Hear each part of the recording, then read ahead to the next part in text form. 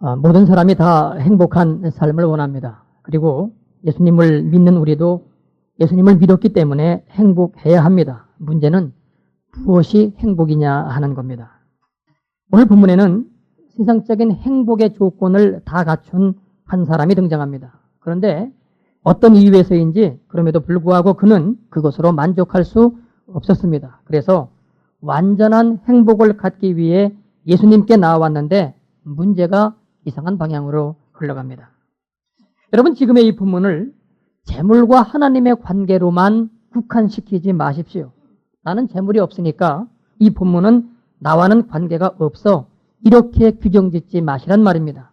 재물은 하나의 예로 든 것뿐입니다. 문제는 모든 사람들의 마음속에 이 재물로 예표되고 있는 또 다른 각기 나름대로의 재물이 우리 모두에게 있다는 이 사실입니다. 16절입니다. 어떤 사람이 주께 와서 가로되 선생님이여 내가 무슨 선한 일을 하여야 영생을 얻으리이까? 지금 이 질문에는 한 가지의 긍정적인 내용과 다른 한 가지의 부정적인 내용이 함께 있습니다. 긍정적인 것은 그가 영생에 대해서 질문하고 있다는 사실입니다. 지금 우리가 읽은 이 본문에 의하면 이 사람은 청년이라고 했습니다. 젊은이들은 사실 젊음이 무엇인지를 잘 모릅니다. 젊음을 마음껏 누리며 생활하고 있습니다만은 그 젊음이 얼마나 귀하고 좋은 것이냐 하는 것은 모릅니다. 그것은 나이가 들어서 젊었을 때가 좋았지 하게 되는 그때에 비로소 젊음이 무엇인지를 알게 되는 것입니다. 제가 운동을 좋아합니다. 특별히 잘하는 건 없습니다만은 그렇다고 또 못하는 운동도 없습니다. 고등학교 때 인근 교회들이 모여하는 고등부대항 배구대회가 있어서 교회 마당에서 연습을 하고 있는데 친구의 아버님이 그러세요. 참 좋을 때다. 그때 그분의 연세가 채 50이 안 되셨을 때입니다. 그래서 그 연세면 뭐 나름대로 배구를 하실만 하신데라고 생각했었는데 지금 제가 50줄에 들어서고 보니까 그 말씀이 이해가 됩니다. 아직은 제가 젊은 것도 사실이고 그래서 나도 할 수 있다고 뛸 수 있다고 생각하고 있습니다만은 실제로 뛰어보면 전과 같지 않은 데서 그분의 그 말씀이 이해가 되는 것입니다. 지금 이 청년은 자기 자신 스스로는 잘 모르지만 인생의 가장 좋은 시기인 젊음의 때에 있습니다.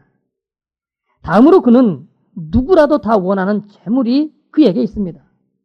재물은 사람이 살아가는 데 있어서 가장 필요로 하는 요소 가운데 하나입니다. 사실 재물 자체는 선한 것도 아니고 악한 것도 아니죠. 그래서 그 재물을 어떻게 쓰느냐 하는 사용 방법과 방향에 따라서 선하게 사용되기도 하고 악하게 사용되기도 합니다만은 그 외에 재물에는 이런 속성이 한 가지 있습니다. 그것은 내게 재물이 있는 것과 없는 것은 남이 내게 대해서뿐만이 아니라 나 자신 스스로에 대해서도 그 의식이 다르다고 하는 사실입니다. 예를 들어 두 사람이 밥을 굶고 있습니다. 그 중에 한 사람은 정말 밥 먹을 돈이 없어서 굶고 있습니다.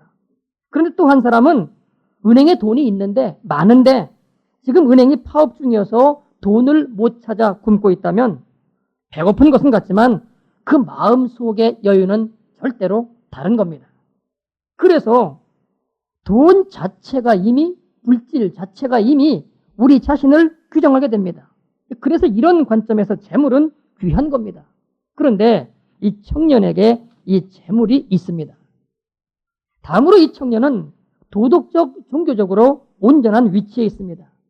예수님이 17절에서 내가 생명에 들어가려면 계명을 지키라고 하였을 때에 예수님이 말씀하시는 그 모든 계명을 다 지키었다고 이 청년은 자신 있게 답하고 있습니다. 당시 유대 사회에서 하나님의 말씀대로 산 삶으로 인해서 그에게 자부심과 자긍심이 있었으니 이 청년은 인격적으로도 구김살이 없는 그런 모습의 소유자라고 보아야 됩니다. 여러분, 우리 일상의 삶에 있어서 사람들 앞에 당당하게 설 수 있다고 하는 것이 얼마나 귀한 것입니까? 그런 사람은 어두운 부분이 없습니다. 늘 밝고 당당합니다. 그러니 이 부분에 있어서도 이 청년은 행복한 사람이었습니다.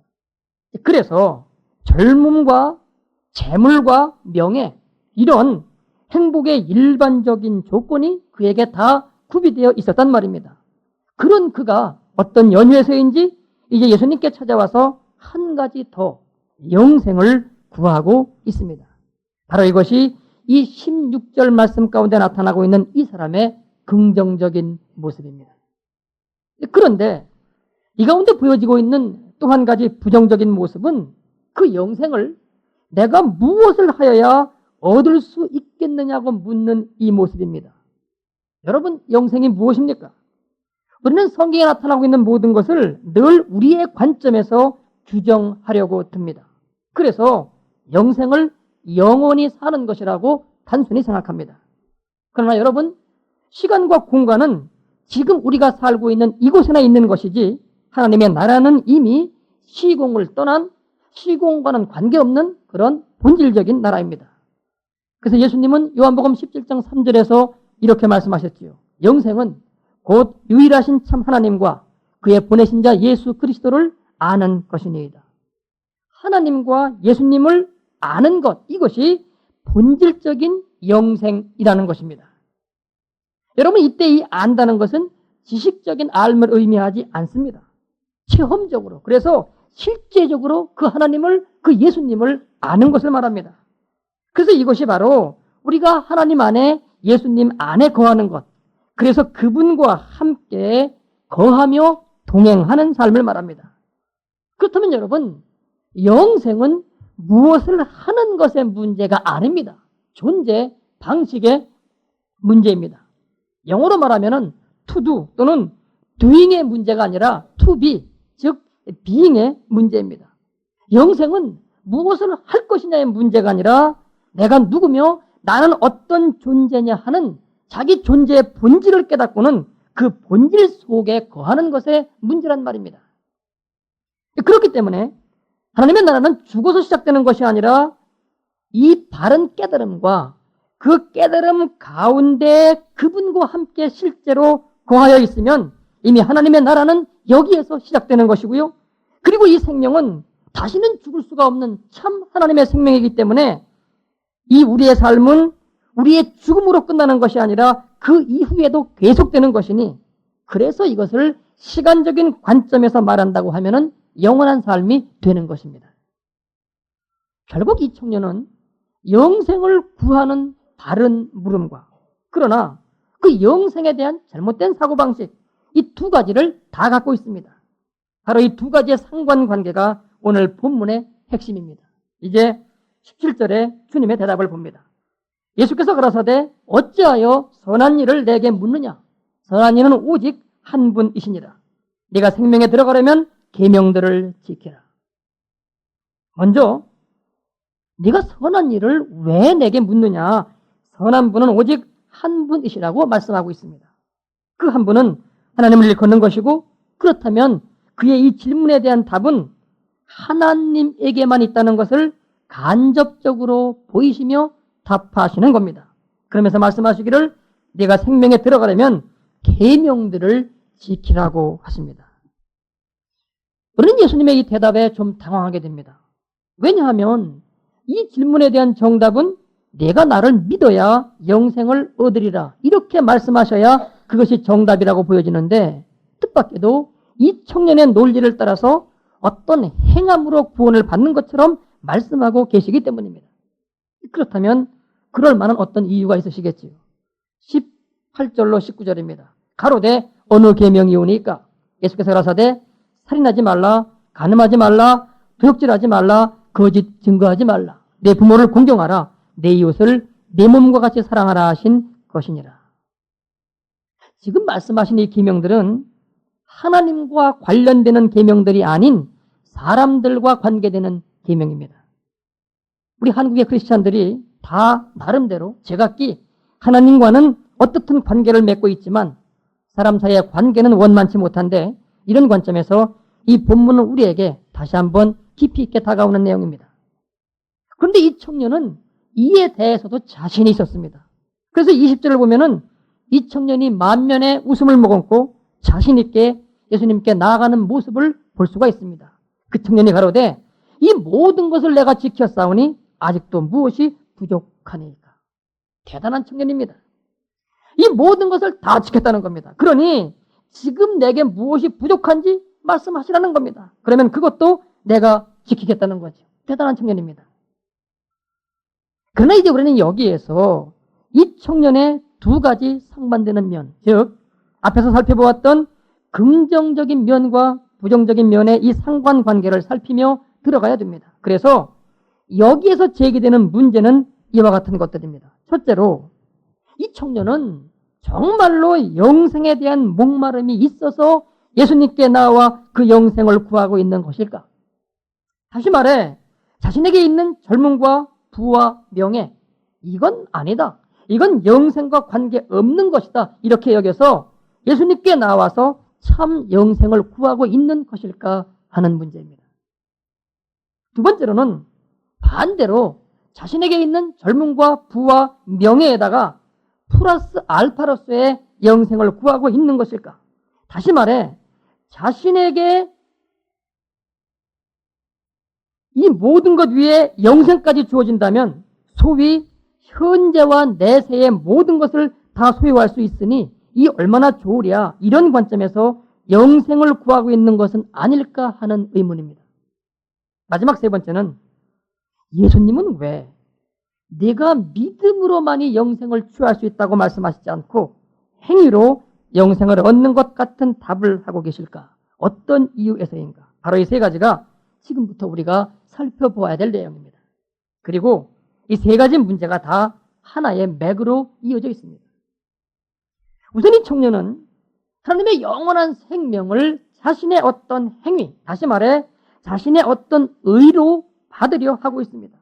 이것이 지금 이 청년의 가장 근본적인 문제입니다. 우리가 알다시피 구원을 받는다, 영생을 얻는다고 하는 것은 우리 인간의 노력이나 선행이나 행함으로 받을 수 있는 것이 아닙니다. 이건 하나님께 속한 것이기 때문에 근본적으로 하나님이 주시는 것이지 내가 무엇을 어떻게 해서 얻을 수 있는 것이 아닙니다. 그런데 이 청년은 지금 자신의 어떤 무엇으로 하나님의 이 생명을 얻고자 하고 있습니다. 그동안 그는 자신이 그 도덕적이며 종교적인 계명을 힘써 지켰습니다. 마가복음과 누가복음을 보면은 내가 어려서부터 이 모든 것을 다 지켰다고 말하고 있습니다. 성장해서가 아니라 어렸을 때부터 이미 하나님의 말씀을 따라 사는 삶을 살았다는 것입니다. 그래서 그는 자신이 하나님의 말씀 앞에 완벽한 삶을 살아왔기 때문에 영생도 자기 스스로 자신이 있는 이 방법으로 얻겠다고 하고 있는 것입니다. 예수님은 바로 이 문제를 정면으로 보셨습니다. 그래서 지금 예수님이 이 사람에게 구원은, 영생은 믿음으로 받는 것이지 행함으로 받는 것이 아니라고 답하시지 아니하시고 그 이전에 그의 그 문제점을 지적하시는 것입니다. 그래서 예수님은 21절에서 이렇게 말씀하십니다. 예수께서 가라사대 내가 온전하고자 할진대 가서 내 소유를 팔아 가난한 자들을 주라. 그리하면 하늘에서 보화가 내게 있으리라. 그리고 와서 나를 좇으라 하시니. 다시 말씀드립니다마는 구원은 예수님을 믿음으로 받습니다. 그런데 그 가운데서도 온전한 구원을 원한다면은 세상의 다른 것들은 모두 다 부인되고 오직 예수님만이 나의 전부가 되어 따라가는 믿음, 그 삶, 바로 이때에 우리 가운데 온전한 구원이 있습니다. 그래서 여러분 지금의 본문을 다시금 주의해서 보십시오. 첫 번째 말씀이 네가 온전하고자 할진대 이렇게 말씀하십니다. 네가 꽤나 자신 있게 나아가고 있는데 정말 내가 하나님 앞에 온전코자 하느냐? 그래서 턱걸이 구원이 아니라 100점짜리 온전한 구원. 그래서 그분과 함께 거하며 동행하는 그 영생의 삶을 구한다면 이런 말씀이죠. 그러려면은 내 소유를 팔아서 가난한 자들에게 주라고 말씀하십니다. 여러분 이 말씀을 내 재산을 모두 다른 사람에게 주어야지만이 온전한 구원을 받는다. 이렇게 받아들이시면 안 됩니다. 그러면 그거야말로 여전히 행함으로 구원을 받는 잘못된 내용이 되고 맙니다. 지금 예수님이 이 청년에게 이 말씀을 하신 것은 그게 아니라 이런 이유 때문입니다. 이 사람의 믿음 속에 그동안 하나님의 말씀을 따라 열심히 산 이유가 그에게 물질적인 복이 허락되어 있었기 때문임을 보셨던 것입니다. 지난주에 우리는 욥에 대해 상고했습니다. 욥은 하나님이 그의 모든 것을 다 갖고 가시고 그를 병들게 하시고 고난 가운데 있게 하셔도 그래도 하나님은 나의 하나님임을 고백하였습니다. 그런데 지금 이 청년은 만약에 물질적인 축복이 없었더라면 사실은 이처럼 계명을 열심히 지키고자 할 사람이 아니었던 것입니다. 왜요? 그 마음속에 하나님보다 물질이 더 중하게 자리 잡고 있는 사람이기 때문입니다. 그렇다면 이것은 믿음의 삶과는 관련이 없습니다. 이런 사람에게 믿음으로 구원 얻는 거야, 이렇게 말씀해 보셨자 이건 마이동풍입니다. 무슨 소리인지 알아듣지를 못하는 겁니다. 그래서 지금 주님은 행위가 아닌 믿음으로라고 말씀하시지 않고 그의 논리를 따라가시면서 오히려 그의 문제의 핵심 정곡을 찌른 겁니다. 지금 내 믿음의 문제는 하나님보다 물질이 더 중요한 것의 문제다. 따라서 내가 이 문제로부터 자유하지 못하면 내가 원하고 있는 그 풍성한 영생은 내 것이 될 수가 없어. 바로 이 말씀을 하고 계신 것입니다. 여러분, 다시 말씀드립니다마는 이 말씀은 물질을 다 없애야지만이, 다른 사람에게 주어야지만이 구원을 얻는다는 그런 말이 아닙니다. 구원은 믿음으로, 하나님의 은혜로, 그래서 하나님의 선물로 받는 것이 구원이요 영생입니다. 다만 지금 이 사람에게 있어서 영생을 얻고자 함에 있어서 물질이 그의 문제가 되고 있기 때문에 지금 이렇게 말씀하고 계신 것입니다. 여러분, 만일에 하나님께서 여러분에게 네 그 명예 모두 내려놓고 나를 따르라고 했을 때 아무리 생각해봐도 그렇게 못하겠다면 그 사람에게는 물질이 아니라 명예의 문제이지. 어떤 사람에게 온전치 않은 이성관계가 있다고 하십시다. 하나님이 그 사람에게 그 남자 그 여자 버리고 이제는 나를 쫓으라고 하실 때에 그게 안 되면 그 사람에게는 그 이성이 문제가 되는 것입니다. 그래서 이때 이 사람들의 문제는 돈이 아닌 명예의 문제예요. 옳지 않은 사랑이 문제가 되는 것입니다. 예수님은 지금 이것을 우리에게 지적하고 계십니다. 같은 본문인 마가복음 10장은 지금의 이 내용을 이렇게 기록하고 있습니다. 예수님께서 그를 보시고 사랑하여 가라사대 내게 오히려 한 가지 부족한 것이 있으니 가서 있는 것을 다 팔아 가난한 자들을 주라. 그리하면 하늘에서 보화가 내게 있으리라. 그리고 와서 나를 좇으라. 이렇게 말씀하십니다. 그를 보시고 사랑하여라고 되어 있습니다. 예수님은 이 청년이 영생의 삶을 구하는 것을 보시며 귀히 여기셨습니다. 그래서 사랑하는 마음으로 대하셨는데 문제는 그에게 하나님보다 돈을 더 귀하게 여기는 이것이 그에게 있었더란 말입니다. 그래서 내게 오히려 한 가지 부족한 것이 있으니 이렇게 말씀하십니다. 여러분, 우리말로 오히려라고 번역되어 있습니다만은 원어는 아직도라고 하는 의미의 에티입니다. 내게 아직도 부족한 것이 한 가지 있으니. 그리고 이 한 가지라는 단어가 영어로 another가 아니라 the one입니다. 여러 가지 요소 가운데 어떤 한 가지가 부족한 게 아니라 꼭 필요한 유일한 것이 없다는 말입니다. 그것이 무엇이냐면 내가 나보다 하나님보다 재물을 더 사랑하는 이것이란 말이죠. 그러니 그것을 놓으라는 겁니다. 여러분, 영생은 그야말로 영원한 생명입니다.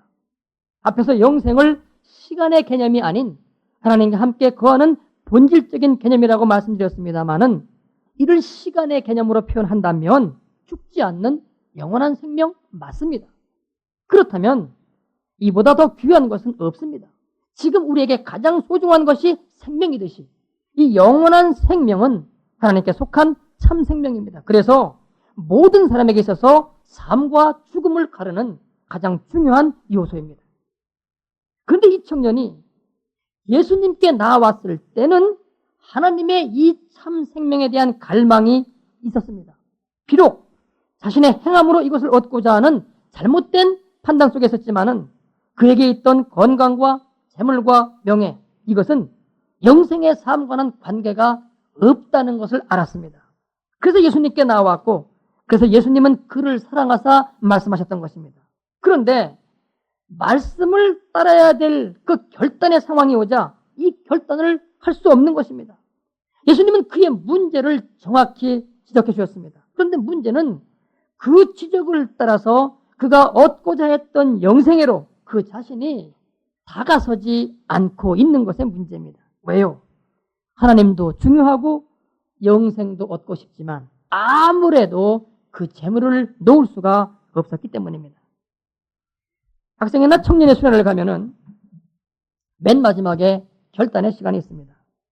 이제 수련을 끝내면서 각자 나름대로 하나님의 뜻에 합당한 삶의 결단을 내리는 시간입니다. 저는 그때마다 이 결단이 과연 어느 만큼 효용이 있는 건가? 정말로 저들이 그리스도의 사람으로 변화되지 않는다면 이 결단의 시간이 무슨 의미가 있단 말인가 하는 생각을 속으로 합니다. 그러나 요즘 점점 더 귀하게 여겨지는 것이 이 결단의 문제입니다. 결단에 시간이 필요 없는 것이 아니라 문제는 그 시간에 제대로 결단치 않는 것의 문제인 것입니다. 우리의 신앙생활에 있어서 정말로 결단이 중요하며 정말로 결단이 필요합니다. 이제 마지막 22절을 보십시오. 그 청년이 재물이 많음으로 이 말씀을 듣고 근심하며 가니라. 그가 간절히 원하며 구했던 영생의 문제에 대한 해답이 그에게 주어졌음에도 불구하고 그는 그것을 취할 수가 없었습니다. 여러분, 지금 이 시대 우리의 비극도 바로 여기에 있습니다. 아무리 말씀을 듣고 제 아무리 아멘 아멘 하면 무엇합니까? 아멘한 그 말씀대로의 결단, 그래서 그 행함이 우리에게 있어야 하는 것입니다. 여러분, 온전한 믿음이란 반드시 그 믿음대로의 행함이 따라야 그것이 온전한 믿음입니다. 지금 이 청년이 예수님 앞에 나와 영생의 길을 물은 것은 자기가 이미 갖고 있던 젊음과 재물과 명예에 플러스 알파를 하려던 것은 아니었습니다. 이것만 갖고는 안 된다는 바른 생각이 쓰였습니다. 그러니까 예수님이 그를 사랑하사 대답해 주셨던 것이죠. 그러나 그가 예수님의 그 지적, 그 말씀을 따르지 아니했을 때에 그 결과는 그가 플러스 알파를 구하려 했던 것이 되고 말았습니다. 여러분, 우리가 갖고 있는 기독교 신앙은 상대적인 것이 아닙니다. 이럴 수도 있고 저럴 수도 있고 가져도 되고 갖지 않아도 되는 그런 것이 아닙니다. 구원의 문제, 영생의 문제는 절대적인 문제이기 때문에 이 문제는 다른 어떤 무엇도 개입할 수가 없고 개입되어서도 안 됩니다. 오직 하나님과 나와의 문제입니다. 그래서 이 영생은 오직 하나님만을 구할 때 우리에게 온전히 주어지는 것입니다. 따라서 이 문제는 되는 대로, 생각이 가는 대로, 내 마음이 움직여지는 대로 이렇게 따라갈 문제가 아닙니다. 우리에게 있어서 가장 중요한 것이니 그에 상응하는 대가를 치를 각오를 가져야 됩니다. 지금 예수님이 내 모든 것을 팔아 가난한 사람들에게 주고 너는 나를 좇으라고 하셨는데, 그러면 예, 그렇게 하겠습니다 하고 그 말씀에 순종하는 믿음의 결단, 행함이 있는 믿음, 그래서 영생이라는 가장 귀한 것에 상응하는 대가를 치를 마음의 각오를 하고 나갔어야 된단 말입니다. 그래서 우리는 여기에서 이 청년의 이런 문제를 보게 되는 겁니다. 그가 20절에서 내가 이 모든 계명을 다 지켰사오니 아직도 무엇이 부족하니까 하며 하나님의 모든 계명을 다 지켰다고 하였습니다. 그러나 우리는 지금의 이 상황을 보면서 그것은 이 청년의 착각이었음을 알게 됩니다. 왜냐하면 정말 말씀대로 살려고 해본 사람은 하나님의 말씀대로 산다고 하는 것이 얼마나 어려운 일인가 하는 것을 압니다. 정말로 진실해 보고자 한 사람이라면 그 일이 얼마나 어려운 일인가 하는 것을 압니다. 정말로 남을 사랑해 보고자 한 사람만이 그 일이 얼마나 어려운 일인가 하는 것을 알 수가 있는 것입니다. 그래서 그런 사람은 다른 사람이 믿음대로 살지 못하는 것에 대해서, 진실치 못한 것에 대해서, 사랑치 못하는 것에 대해서 함부로 말하지 않습니다. 그게 얼마나 어렵다는 것을 자기 스스로 너무나 잘 알고 있기 때문입니다. 만일에 이 청년이 정말 진심으로 하나님의 이 모든 계명대로 살고자 했다면 이 청년은 내가 이 모든 계명을 다 지켰다고 말할 수 없습니다. 그게 너무 어렵더군요. 정말 힘이 듭니다 하면서 하나님의 은총을 구했어야 됩니다. 바로 그것이 정말 하나님의 말씀대로 살려고 한 사람의 태도입니다. 결국 이 청년은 전심을 다한 삶이 아닌 자기 자신의 여유 있는 생활 속에서 여분으로서의 믿음 생활을 하였던 것이고, 그러면서도 한편으로는 내가 하나님의 말씀대로 살고 있다고 여겼고, 그러면서 또 한편으로는 이것만으로는 아니다, 참 생명을 취해야 된다라는 것은 알았지만 이와 같은 그의 삶의 태도가 결국은 예수님의 이 귀한 생명의 말씀을 따라갈 수 없게끔 만들었던 것입니다. 결론적으로 이 청년을 다시 한번 보십시다. 그에게는 젊음이 있었습니다. 재물이 있었습니다. 명예도 있었습니다. 이를 좀 더 자세히 분석해 본다면 도덕적이며 윤리적인 삶이 그에게 있습니다. 남에게 긍휼을 베풀기도 합니다. 영생에 관한 참된 질문도 있습니다. 그 당시 있던 사람들은 예수님을 홀대하였는데 모든 것을 갖춘 그가 예수님께 나온 것을 보면은 겸손함도 있습니다. 그런데 예수님은 그것을 보시지 않았습니다. 그것을 인정하지 않으셨습니다. 이 모든 것 말고 그에게만 있는 근본적이며 핵심적인 문제, 내가 하나님보다 재물을 더 사랑한다라고 하는 이 문제를 보시고 이것을 지적하셨습니다. 여러분, 우리도 하나님의 말씀을 들으면서 갈등합니다. 그것이 이미 구원받은 사람들의 표징입니다. 그런데 그 갈등이 갈등으로 끝날 때 그것은 아무것도 아닙니다. 이 청년처럼 근심하며 예수님을 떠나가는 모습에 그치고 맙니다. 여러분 안에 있는 이 문제는 무엇입니까? 지금 예수님은 바로 그것을 우리를 향해 지적하십니다. 그런데 우리는 그 문제를 정면으로 다루고 싶지 않습니다. 그 문제만큼은 피해가고 싶습니다. 왜요? 그 문제가 바로 나의 최대 약점이기 때문입니다. 그래서 대신 예배도 열심히 참석하고 헌금도 나름대로 열심히 하며 봉사도 열심히 합니다마는 하나님은 그것 다 필요 없다는 겁니다. 너에게 가장 약점으로 되어 있는 이 문제, 이것부터 해결하라시는 겁니다. 이 문제를 빨리 내게서 떨쳐버리라고 하시는 겁니다. 그 이전에는 우리에게 하늘로부터는 행복된 삶이 있을 수 없다고 하는 것이죠. 그것이 어떤 사람에게는 재물일 수도 있고 명예일 수도 있습니다. 어떤 사람에게는 불같은 성격일 수도 있고 지저분한 습관일 수도 있고 강한 자기 자아일 수도 있습니다. 또 못된 말버릇이나 쓰리쓴 마음일 수도 있습니다. 하나님은 그 사람에게 다른 아무런 헌신을 원치 않으십니다. 오직 그 문제 하나만을 꽉 누른 채 너 이 문제부터 해결하시는 것입니다. 이거 빨리 버리라고 하시는 겁니다. 여러분에게 이런 갈등이 있기를 바랍니다. 그러나 그 갈등을 피해 이 청년처럼 말씀을 거부하는 삶이 아닌 그 말씀대로 따라갈 수 있는 그런 결단의 사람이 될 수 있기를 바랍니다. 그때 거기에 주님이 약속하신 온전한 구원, 풍성한 생명이 우리 가운데 주어질 것입니다. 기도하겠습니다. 우리의 약함을 고백합니다. 계속 말씀하고 계심에도 불구하고 우리 가운데 그 음성이 들려지고 있음에도 불구하고 우리는 피해가며 우리는 이 문제를 정면으로 다루지 아니하며 우리는 다른 것에 열심을 내고 있습니다만은 주님이 오늘 말씀하시는 것은 내가 정말 참된 행복을 구한다고 하면은 하늘로부터 오는 임하는 그런 참된 행복을 구한다고 하면은 바로 그 문제를 해결하고 말씀하고 계시오니 이제 우리는 이것을 뒤로 넘기지 않고 결단할 수 있기를 진실로 원합니다. 2000년도 지금 반이 지나가고 있습니다. 아버지, 새로운 지금 나머지 반을 맞이하는 이 시점에서 우리가 버릴 것을 버리고 주님이 원하시는 사역 가운데 들어갈 수 있기를 원하오니 이와 같은 결단이 오늘 이 시간 우리 가운데 있을 수 있도록 역사하여 주옵소서. 예수님의 이름으로 기도하옵나이다. 아멘.